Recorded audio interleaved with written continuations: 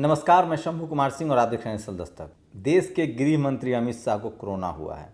आप कल्पना कीजिए, ये तो एक मामूली खबर है, मैं इससे आगे की बात बताऊंगा। कोरोना में जो बड़े लोग हैं, आज यूपी के एक मंत्री की मौत हो गई है, सांसद बाबू सुप्रियो, टीएन तमिलनाडु के गवर्नर और यूपी के भाजपा के प्रदेश अध्यक्ष स्वतंत्र सिंह।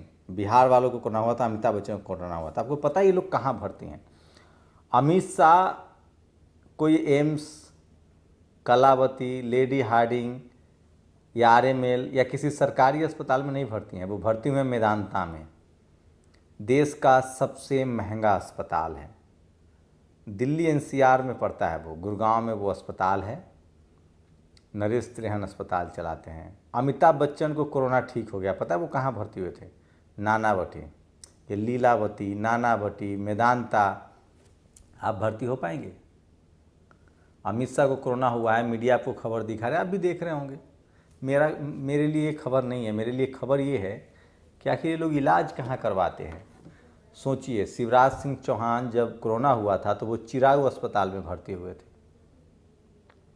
इस देश के किसी भी नेता को कोरोना होगा या अरबपति, करोड़पति, अमीर आदमी को कोरोना होगा तो वो कहाँ जाएगा? सबसे बड़े अस्पताल में जाता है। आपको पता है किसके सहारे छोड़ दिया गया है? आप राम मंदिर बनवाइए, आप अयोध्या जाइए।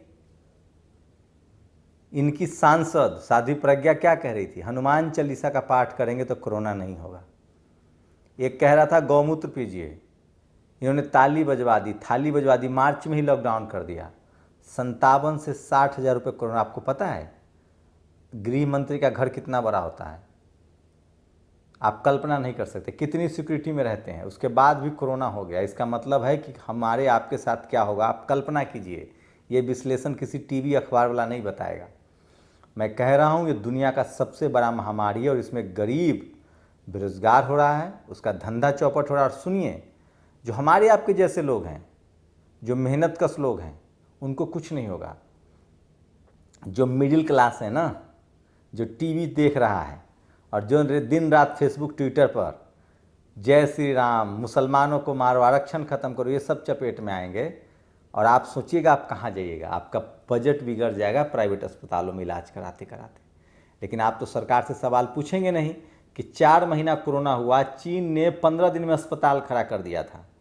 4 महीना में आपने एक अस्पताल नहीं बनाया। आप क्या करने लगे? आपको पता है, मैं नहीं बोलूँगा, मुंह खोलूँगा तो आप लोग को बुरा लग जाएगा।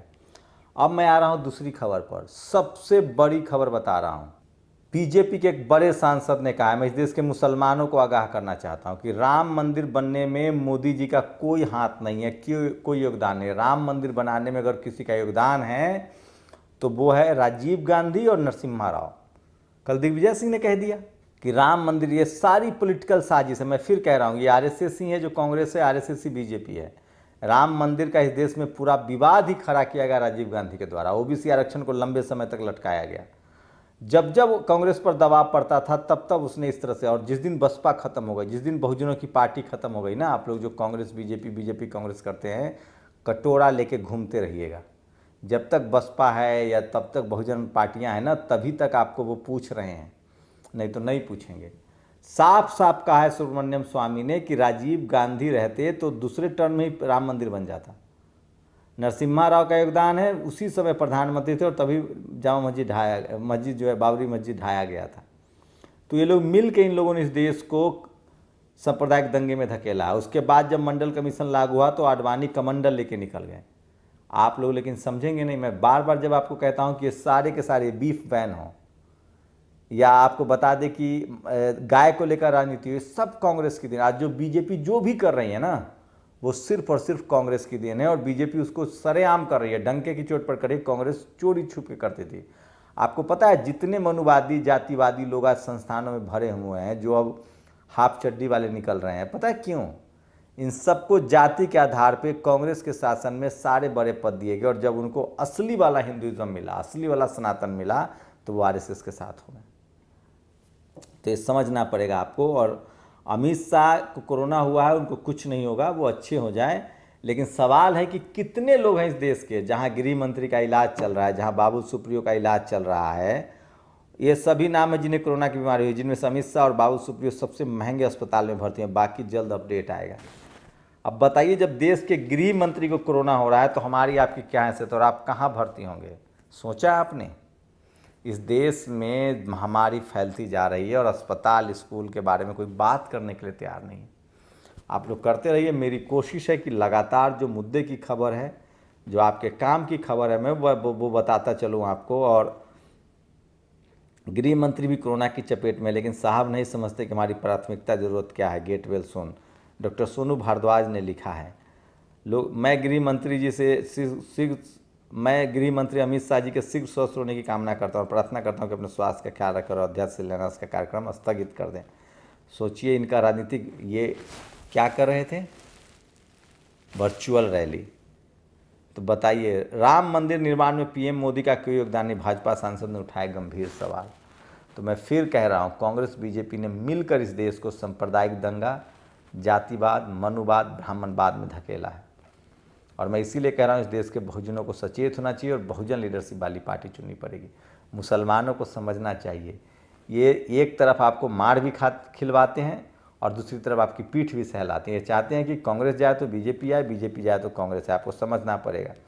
सोचिए, रविवार को मिठाई एवं राखी की दुकानें खुलेंगी, बकरीद पर प्रतिबंध में छूट से इनकार, उमर अली खान ने लिखा है। अंग्रेज अपने शासनकाल में नहीं चाहते थे कोई ब्राह्मण न्यायाधीश बने, नंद कुमार बघेल, ये जो छत्तीसगढ़ के सीएम है, उनके पिता ने कहा है। 7 करोड़ कर खर्च कर विधायक बनाओ, घास छीलने नहीं, राकेश पाल ने कहा है। मूर्ख भाजपाई बसपा पर आरोप लगाते हैं कि बसपा में टिकट बेची जाती है, जबकि भाजपाई विधायक खुद बोल रहा विधायक बनने के बदले 7 करोड़ लगे हैं।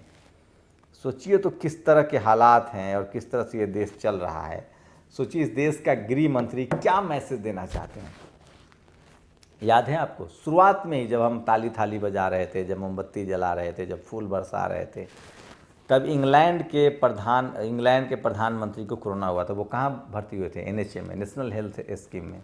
और उन्होंने वहाँ से निकलने के बाद क्या कहा था कि मैं जो सरकारी अस्पताल है इंग्लैंड का एनएचएम, उसको और मजबूत करूँगा। लेकिन आपकी प्राथमिकता तो है नहीं अस्पताल। सोचिए, जब इतने एहतियात के बाद देश के गृह मंत्री को हो सकता है, वो तो ठीक हो जाएंगे और हो जाना चाहिए। अमिताभ बच्चन ठीक हो जाएंगे, उनके लिए तो खबरें चल रही है, दुआओं का दौर शुरू होगा, सब कुछ है। हमारे आपके पास क्या है? हमारा आपका क्या होगा? कभी सोचा है आपने? हमारे बच्चे बीमार होंगे, क्या होगा? आपने सोचा है कभी? आपने हजारों लोग तरफ तरफ के मर रहे हैं, कभी सोचा है आपने? ऐसी ऐसी तस्वीरें सामने आ रही, हॉस्पिटल में पानी है, बेड नहीं मिल रहा है, क्या लग रहा है आप लोग को? कुछ लोग तो कह रहे थे, ये एक मध्य प्रदेश के प्रोटेम स्पीकर है शर्मा, वो कह रहा था कि राम मंदिर का शिलान्यास होते ही कोरोना खत्म हो जाएगा। तो पहले ही दिन मार्च में ही शिलान्यास कर देते, सुप्रीम कोर्ट ने फैसला दे दिया था। इस आपको कर्मकांड में धकेला जा रहा है, आप समझिए इस बात को। और स्कूल, अस्पताल, इन सब मुद्दों पर सेंसिटिव होइए और अपने बच्चे का भविष्य, अपने देश का भविष्य सुरक्षित कीजिए। ये राफेल पर छाती पीट सकते हैं, लेकिन राफेल बनाएंगे नहीं हैं। मैं फिर कह रहा हूँ, सावधान रहिए, मास्क लगाइए, हैंड सैनिटाइजर इस्तेमाल कीजिए, हाथ साफ कीजिए, क्योंकि आप जब भी आपको कोरोना हो गया तो आपके लिए कोई मैदानता में भर्ती कराने की हैसियत नहीं है हमारी आपकी। इस देश में 90% लोगों की मैदानता जाने की हैसियत नहीं, और SC ST OBC माइनॉरिटी की तो नहीं है। अब बताइए, आपके देश का गृह मंत्री जब जा रहा है प्राइवेट अस्पताल में, तो सोचिए सरकारी अस्पताल की क्या हालत है। और आप जा पाएंगे? 10 लाख 5 लाख रुपये रोज़ का इलाज है, और इसीलिए इस देश को प्राइवेटाइज किया जा रहा है, बेचा जा रहा है। अब भी समझिए, अमित शाह को कोरोना होकर वो अच्छे से ठीक हो जाए, लेकिन अच्छा हुआ कि सब देश को पता तो चल जाए कि वो प्राइवेट अस्पताल में जा रहे हैं। हमारी आपकी हैसियत है कि नहीं प्राइवेट अस्पताल में? अपना हैसियत चेक कर लीजिए, उसके बाद सवाल सरकार से। तब अगर लगे कि हैसियत नहीं है, मैं तमाम गरीब गुरबा को नहीं कह रहा हूँ, वो तो बेचारे पढ़े लिखे नहीं है, नहीं समझते हैं। मैं तमाम मिडिल क्लास शहरी लोगों को कह रहा हूँ कि क्या आप इलाज करवा पाएंगे। और मैं SC ST OBC माइनॉरिटी के लोगों को कह रहा हूँ, जो बीजेपी प्राइवेटाइजेशन निजीकरण कह रहे हैं, कि क्या आप मैदानता में भर्ती होने की हैसियत है आपकी? मेरी नहीं है। अगर मुझे कोरोना हुआ तो मैं सरकारी अस्पताल के भरोसे रहूँगा, और नहीं तो मरना मेरी नियति हो जाएगी। मौत मेरी मजबूरी नहीं होगी, इस देश की व्यवस्था की वजह से मेरी मौत होगी। आज बाढ़ है, कोरोना है, बेरोजगारी है, लोग भूखे तड़प रहे हैं, लेकिन इस देश में नाटक चल रहा है, ड्रामा चल रहा है, TV पर अलग अलग खेल चल रहे हैं। मेरी लगातार कोशिश होती है कि वो तमाम मुद्दे जो टीवी अखबार छुपाता है वो आपके सामने लाऊं, ऐसे सवाल पूछे जाएं। सवाल कि भैया आप गृह मंत्री, आप क्यों गए सरकारी अस्पताल, क्यों नहीं बनवाया आपने? और क्या आप श्योर करेंगे कि हर आदमी का मेदांता में इलाज हो? और क्या अब भी आपको लगता है कि प्रधानमंत्री ने सही कदम उठाया? आज 57,000 मामले आए हैं 1 अगस्त को। जब कम मामले आ रहे थे तब जाके इन लोगों ने लॉकडाउन कर दिया था, रोजी रोटी का निवाला का व्यवस्था भंग कर दिया था, और आज लॉकडाउन खुलता जा रहा है। आप लोग की क्या प्रतिक्रिया? क्या इस देश में कितने % लोग होंगे जो गृह मंत्री की तरह मेदांता में इलाज करा सकते हैं? और नहीं करा सकते हैं इलाज तो उनका क्या हो सकता है? क्या उनको राम भरोसे छोड़ दिया गया है? क्योंकि ये राम राज्य है। अपनी प्रतिक्रिया जोड़ दीजिए। शुक्रिया। नेशनल दस्तक की आपसे गुजारिश है कि अगर इसको बचाना चाहते हैं तो नेशनल दस्तक को सब्सक्राइब करने के लिए रेड कलर के सब्सक्राइब बटन को दबाएं, फिर बेल आइकन की घंटी दबाएं। नेशनल दस्तक को बचाने के लिए बहुत जरूरी है कि हर खबर को शेयर करें, लाइक करें, कमेंट जरूर करें।